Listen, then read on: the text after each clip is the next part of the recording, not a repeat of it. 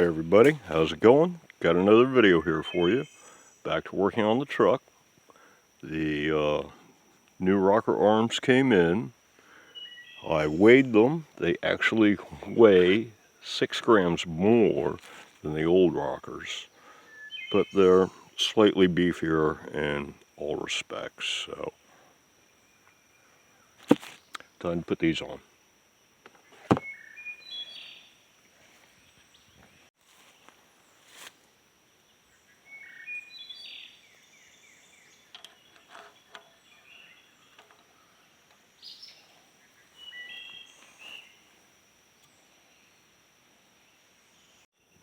And there it is.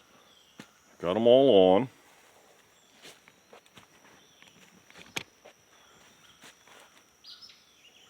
I just dunked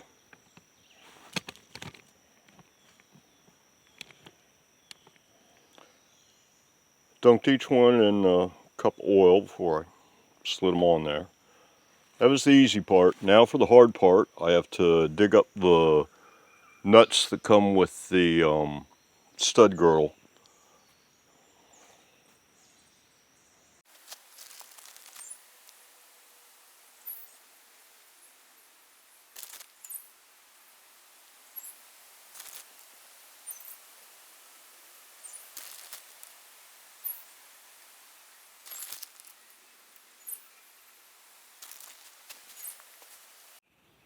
Okay, I got all the poly locks on finger tight, and now comes the fun part, and that's getting the actual bar, the girdle itself on.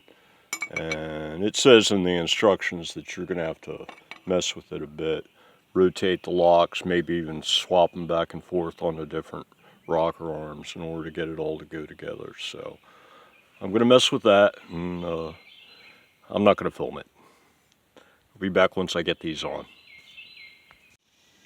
Well, I figured out a good way to get the stud girdle on. I tried all kinds of things. Basically, you try to put it on and these things need to be spread apart a little bit in order for everything to fit. And I tried, screwdriver and let's see, 3-foot extension on a half-inch drive extension. I tried, a socket that would just barely fit in there, and then sticking the drive extension in it as a handle. I tried the handle off of the spring compressor, and nothing worked. And then finally I decided what I needed was some kind of like a wedge. And I went fishing and found a little piece of wood cutoff that was already shaped like a wedge, and it worked just fine. Got the thing all the way on, and then realized that I forgot the little snap rings that go on the 2 outer poly locks in order to support they keep it from going down too far so that the rockers don't hit the bottom of it. So it was like, oh shoot. So I pulled it back off, and then I was like, snap rings. I don't have snap ring pliers. So I ordered up snap ring pliers, and they arrived and they were too big. And so then I ordered up mini snap ring pliers, and these fit, and now it's time to put the snap rings on. And all the poly locks have a groove machined in them right there, and that's where the snap ring goes.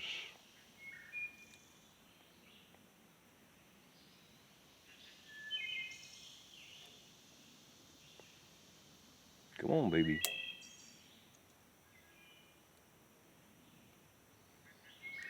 That's it. And there it is. That's one.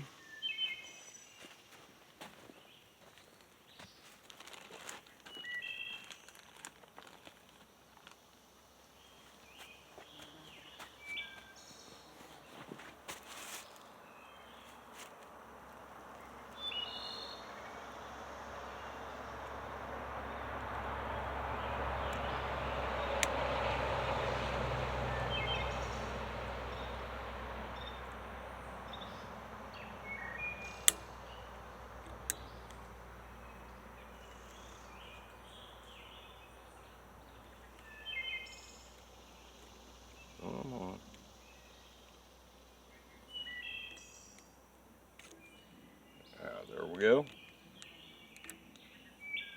And that's 2.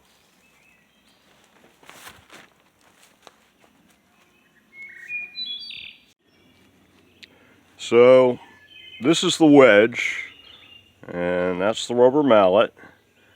And the basic idea is that they're not at exactly the same height when they're screwed all the way down.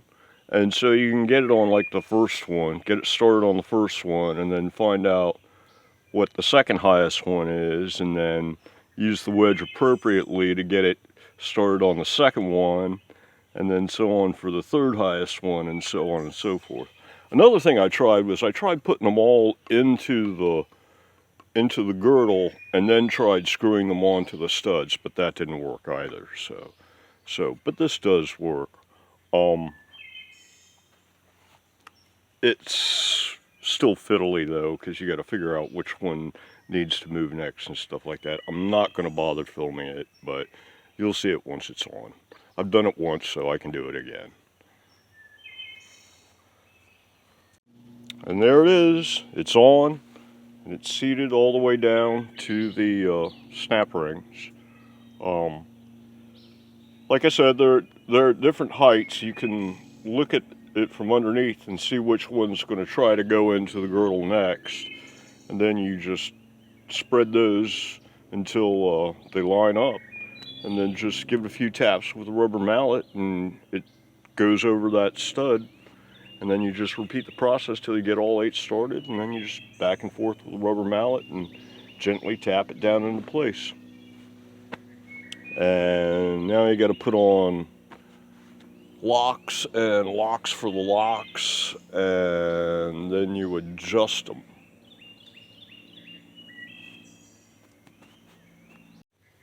So these are the locks, and these are the locks for the locks. And locks go in like this, and then these guys go over top. I need to oil this stuff up first though. Yeah, I don't want to be putting dry threads into aluminum. Bad idea, that.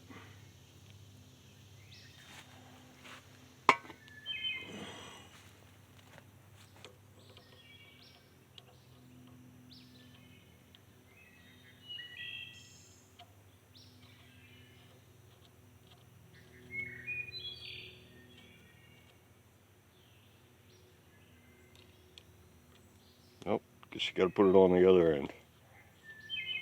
Put it on from the other end.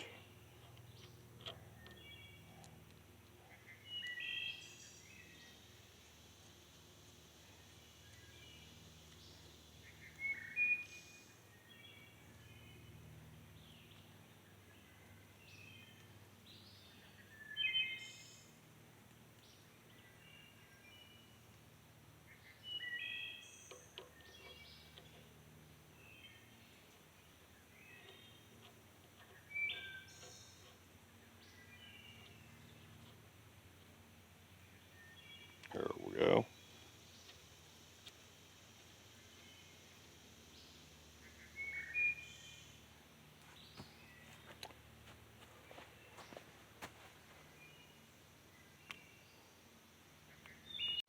Okay, all the locks are in and snugged down, and now I just got to do the same to the other side. I've already put the snap rings on. It seemed like the easiest way to not lose them. And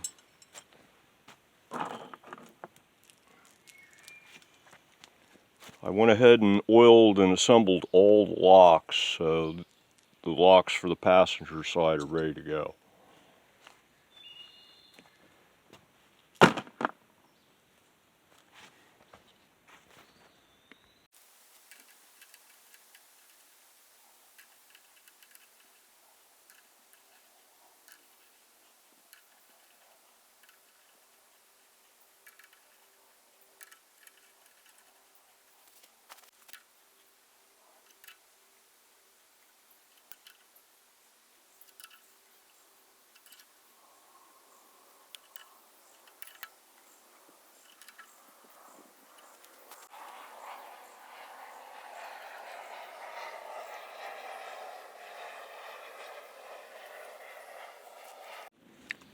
Okay, I'm not going to adjust the valves right now. I'm going to wait until I put the motor in the truck to do that. So the next step is to do a final cleaning of the oil gallery and the heads on the intake side here, and then put the intake gasket on and the intake manifold.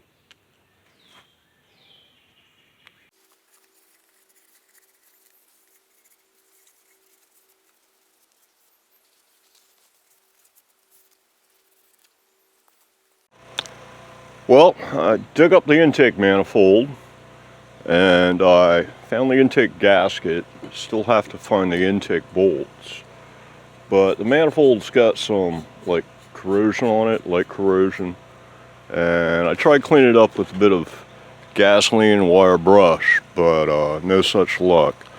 So I got online and I looked it up, and apparently you're supposed to use cream of tartar and lemon juice to clean this up.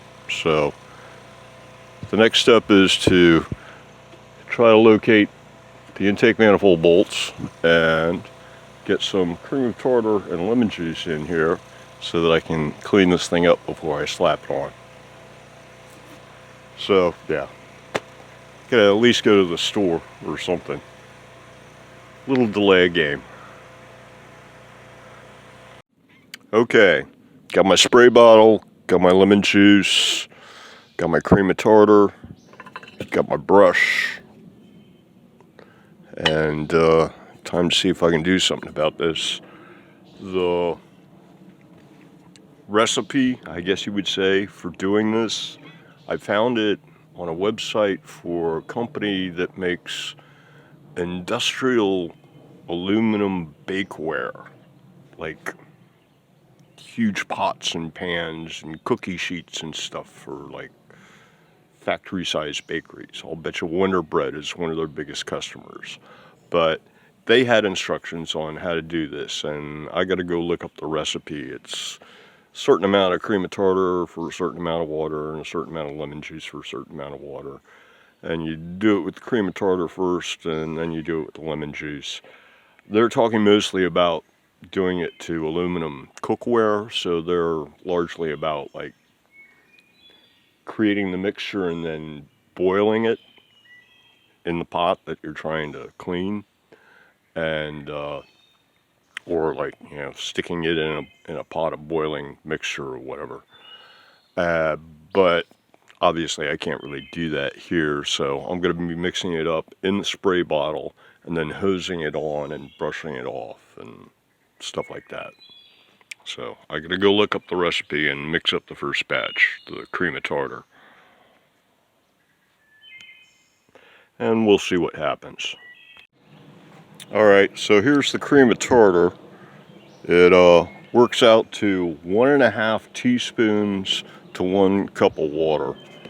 And we'll see what happens here.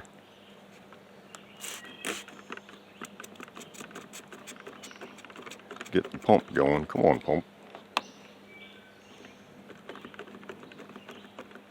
Will my spray bottle just die? Stand by. Technical malfunction. Technical difficulties. Yeah, it looks like the spray pump on the bottle just died. I'm going to have to find another spray bottle. Okay, I think that's going to do it for this video. So, until the next one, everybody, have a good one.